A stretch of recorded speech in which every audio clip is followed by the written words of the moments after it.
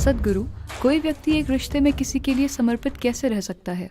क्या यह स्वाभाविक है कि किसी से प्यार करते हुए भी दूसरों के प्रति सेक्सुअल अट्रैक्शन हो? इसका सही तरीका क्या है या इसे कैसे संभाला जाना चाहिए?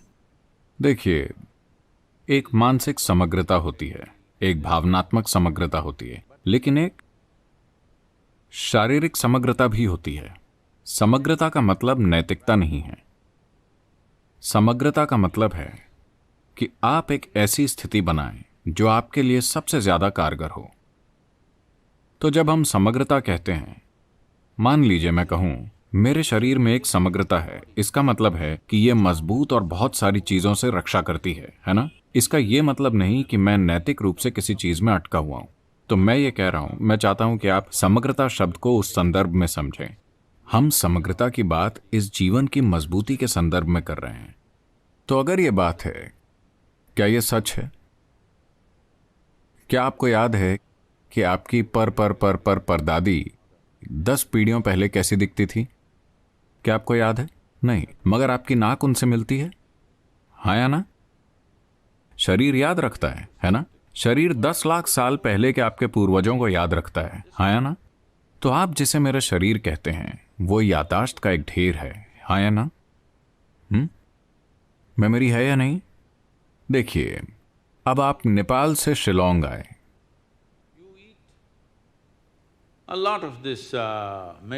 आपने बहुत सारा मेघालय का खाना खाया। आपके नैन नक्श नहीं बदलेंगे क्योंकि आपका शरीर याद रखता है कि आपकी जेनेटिक्स क्या है, चाहे कुछ भी हो।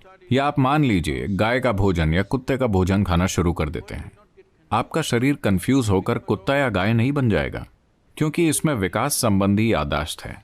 आप चाहे जो भी करें, यह कभी कंफ्यूज नहीं होता, है ना? आप सोचने लग जाएं मैं एक कुत्ता हूं और उसकी तरह भौंकने लगें, फिर भी शरीर नहीं बदलेगा, हाँ या नहीं? मन से आप कर सकते हैं, पर शरीर में याददाश्त बहुत गहराई में होती है। तो ये पूरा शरीर जो आपके पास है, मुख्य रूप से मेमोरी की एक समग्रता है। अगर ये मेमोरी की समग्रता को खो देता है तो आप देखेंगे कि ये कई सारी चीजों के प्रति नाजुक हो जाएगा।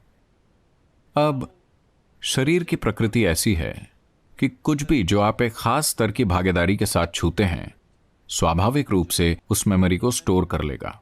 मानसिक तौर पर नहीं, शारीरिक रूप से वो उस मेमोरी को स्टोर कर लेगा। पारंपरिक रूप से इस संस्कृति में हम इसे ऋणानुबंधा कहते हैं। आपने ऐसे शब्द के बारे में सुना है? ऋणानुबंध। इसका मतलब है शारीरिक मेमोरी जो आप इकट्ठा करते हैं। लोग क्यों, आप लोगों के साथ ये देखेंगे, मान लीजिए अपने घर में वो जाकर उसी जगह बैठते हैं। ये आमतौर पर बूढ़े लोगों के साथ आप देखेंगे कि वो जाकर एक ही जगह बैठना चाहते हैं, वो दूसरी जगह नहीं बैठेंगे। क्या आपने गौर किया है?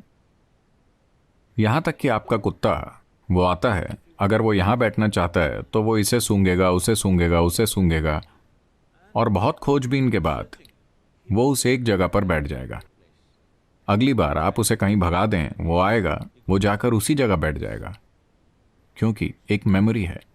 आजकल फोरेंसिक उपकरण है जिसमें आप अभी यहां बैठे हुए हैं, आप चले गए, 2, 3, 8 घंटे बाद अगर वो आए, कुत्ते के साथ नहीं, कुत्ता आसानी से ये कर सकता है, मगर फोरेंसिक उपकरण के साथ हम यहां आते हैं और बस इस कुर्सी को चेक करते हैं और हम जान जाते हैं कि आप ही यहां बैठे हुए थे, कोई और नहीं। तो याददाश्त होती है। आप जहां भी बैठते, खड़े होते और जो भी छूते हैं, उसमें याददाश्त होती है और हर समय आदान प्रदान होता है। आप नेपाल से आई हैं, भारत में भी ये काफी हद तक है, दक्षिण में बहुत मजबूती से है, उत्तर में ये शायद कमजोर पड़ गया है। हम लोग कभी किसी दूसरे व्यक्ति को नमक नहीं देते, आप ये जानते हैं? यहां भी अगर कोई आपको नमक देता है, आप कहते हैं प्लीज उसे वहां रख दीजिए, क्योंकि कुछ चीजें हैं जो मेमोरी को बाकी चीजों से बेहतर संचारित करती हैं। नमक, तिल, नींबू, इसी तरह अगर आप देते हैं, पारंपरिक लोग कहेंगे उसे वहां रख दो, मैं ले लूंगा, क्योंकि वो नहीं चाहते कि आपके साथ ऋणानुबंध विकसित हो। अब भारत में अगर आप लोगों की पुरानी पीढ़ी को देखें, अगर आप उनसे हाथ मिलाना चाहें, वो इस तरह करेंगे, क्योंकि वो आपके साथ ऋणानुबंध नहीं चाहते, क्योंकि इसका मकसद आपके शरीर की मेमोरी की समग्रता को इस तरह रखना है कि वो दूसरी चीजों के प्रति संवेदनशील ना हो। कि आप बहुत जुड़ा हुआ जीवन बन जाएं। अगर आप खुद को एक संभावना के लिए विकसित करना चाहते हैं तो आपको याददाश्त की समग्रता को बरकरार रखना होगा। ऋणानुबंध का मतलब यही है, आप अपनी शारीरिक मेमोरी को कम से कम रखते हैं। शारीरिक संबंध ऐसी चीज है जिसमें बड़ी मात्रा में मेमोरी एक से दूसरे में ली जाती है। तो हमेशा, इस समाज में नहीं बाकी हर कहीं, हमेशा से लोगों ने उस मेमोरी को कम से कम रखने के फायदे देखे। अगर आप उस मेमोरी को बहुत जटिल बना दें तो आप देखेंगे कि आराम से होना कुछ समय बाद बहुत मुश्किल हो जाएगा। सुख जरूर होगा मगर आपके जीवन में कोई खुशी नहीं होगी। आप लोगों पर ध्यान दे सकते हैं, मेरी बात पर विश्वास मत कीजिए। आप लोगों को ध्यान से देखिए, उन्हें सुख मिलेगा, वो हर समय खिलखिलाते रहेंगे, मगर आप उन्हें गौर से देखिए, उनके अंदर कोई खुशी नहीं है, सहजता नहीं है, क्योंकि सहजता ज्यादा मेमोरी की वजह से चली जाएगी। ऐसा सिर्फ सेक्सुअलिटी के साथ ही नहीं, कई और चीजें हैं जो आप इस तरह करते हैं। Right now you see this very much in the Western societies. अभी आप पश्चिमी समाजों में ये बहुत देखते हैं। जहां भी मैं जाता हूं, खासकर अमेरिका में, लोग आएंगे, सदगुरु मेरा हक कहाँ है? मैं कहता हूं वो आपके साथ होगा, वो मेरे पास क्यों होगा? ऐसा नहीं होता कि किसी खास पल आप किसी के करीब महसूस करते हैं तो आप उन्हें गले लगाते हैं।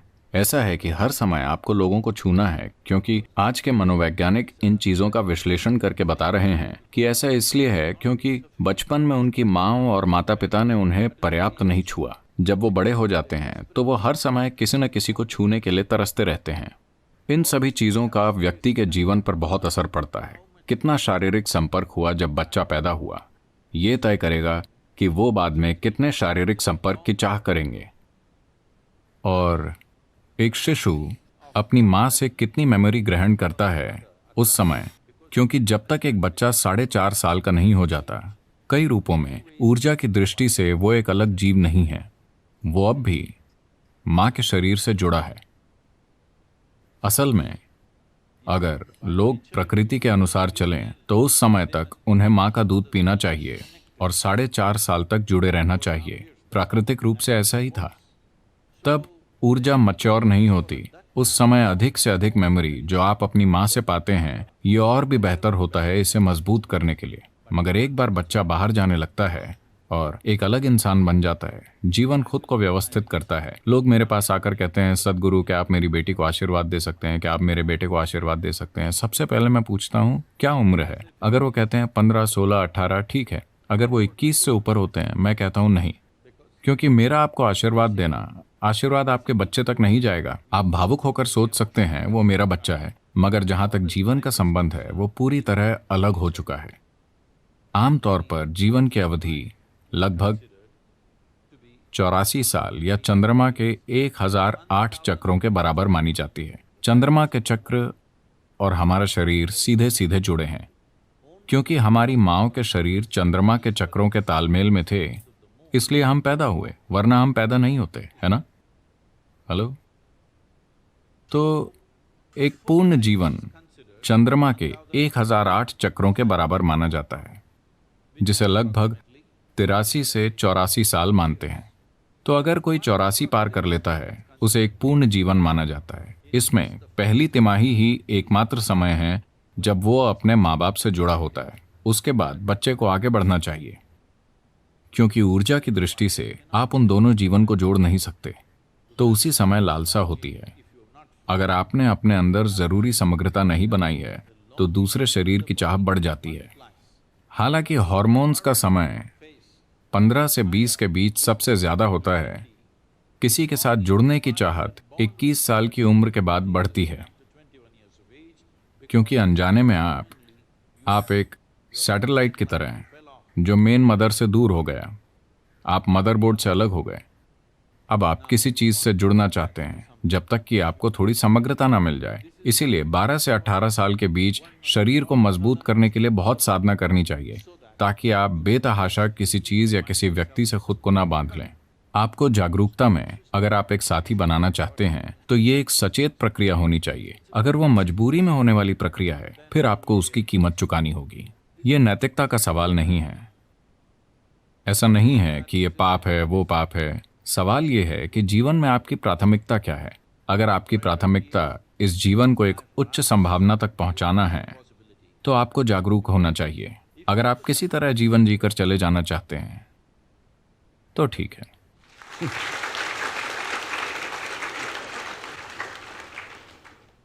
धन्यवाद सद्गुरु। माफ कीजिए अगर मैंने आपको निराश किया। आपने सिर्फ मेरे प्रश्न का जवाब दिया सद्गुरु, उसके लिए बहुत धन्यवाद।